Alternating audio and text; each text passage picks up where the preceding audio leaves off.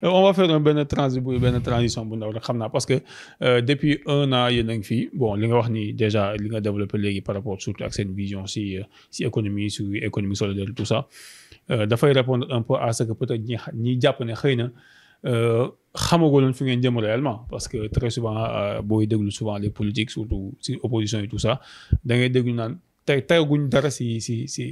loxo sénégalais or. On a l'impression que vous êtes dans les profondeurs en fait comment dire de cette transformation structurelle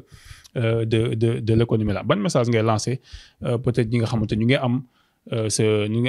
am ce sentiment là que ce régime là bu ñu fi toogee ba léegi teguñ dara. Sentiment là. Ce sentiment il est en train d'être développé par une classe d'opposition ñi amul sax courage dem di défendre loolu parce que mënuñ ko défendre. Ils passent par des canaux yoo xamante ne souvent qui ont l'occasion d'être sur des plateaux di wax lu ñu maîtriser wul. Parce que Sénégal dañu yàgg nekk sur des débats superficiels. Boo xoolee Ousmane Sonko lu tax mu am problème sax. ci phase opposition ma. C'est parce que c'est lui qui a poussé vraiment les Sénégalais à des débats de profondeur. Mais je pense que les gens gagneraient aujourd'hui.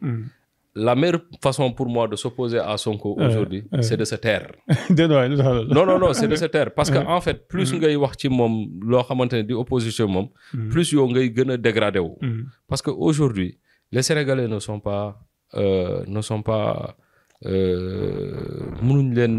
manipuler. Parce que Sénégalais yi fi ñu jaar ba yegg si fii,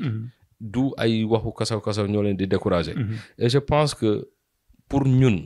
ak keneen c'est cet exercice de vérité moo ñu boole ak moom c'est cet exercice de vérité moo tax nit ñi di engagé wu parce que tey à l'entendre parler il n'a pas froid aux yeux newul di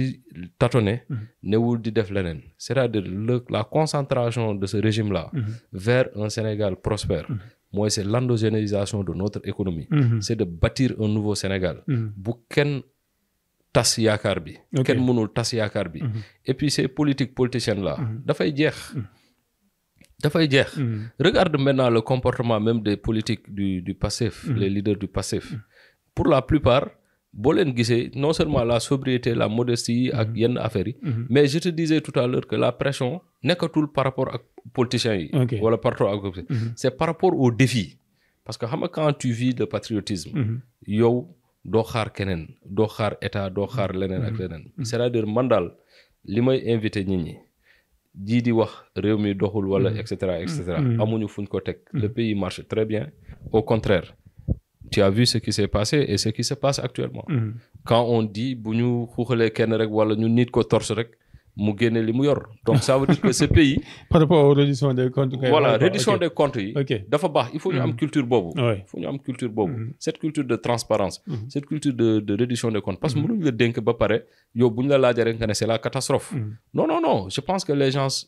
on doit même pouvoir trouver des mécanismes yoo xamante ne man dama gëm ni réew il faut toujours renforcer les verrous bañ a nekk ci yenn affaires il faut renforcer les verrous ces considérations yi ñi am di naan dëkk bi doxul mais tey on a fait 1 an 1 an yi ñu def mais les gens te diront que inauguré wuñu ay pont et cetera il faut que nit ñi xam ni c'est pas ça la logique logique bi mooy li ma lay wax c'est-à-dire c'est de construire une économie profonde